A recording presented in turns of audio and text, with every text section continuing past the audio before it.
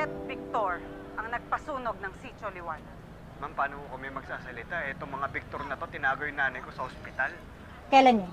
Tinuturukan Kanina lang po. droga para Oo ba yun? yung nangyari sa kanya. Kinulong si Maying ng 3 taon sa ospital ni Narendon? At dahil doon, Sila ba nagpasunog ng Riles?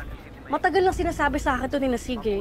Ayoko lang maniwala, pero Baka sila yung dahilan kung bakit tayo nawala ng mga bahay at ng mga kabuhayan noon. At hindi sinakidlat. Tumigil nga kayo. Fake news yan. Alam nyo naman, sobrang galing gumawa ng story niya ni Maylin. Kataka pa ba kayo?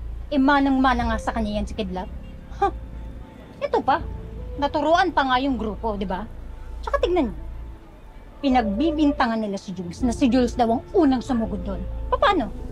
Para hindi sila masisi sa nangyari sa anak ko. pero Aling Dolo, kung talagang wala silang kasalanan, bakit nagtatago yung Asero Boys? Di ba dapat bumalik sila dito para pagtanggol yung sarili nila? Lalo na itong si Jules. Pinagdududahan mo ba? Hindi naman po sa ganun. Pero di ba dapat bumalik sila para linisin yung pangalan nila?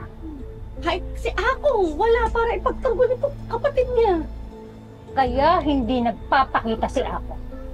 Kasi ayaw niyang makipag-usap sa mga judgmental na katulad mo.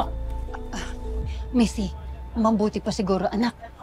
Pumunta ka na lang muna sa parlor, ha? Sige na. Akala ko pa naman, mahal mo yung anak ko. Hindi ko alam na ganyan pala yung mga iniisip mo sa kanya. Huh, katawa ka. Sige na, anak.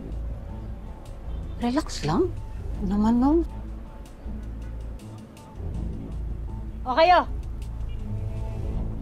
kung sino man ang may duda sa anak ko o sa mga Victor, makakaalis na kayo. Alis! Ano? Meron? Tama na. Kukuha ko na muna ng kape, ha?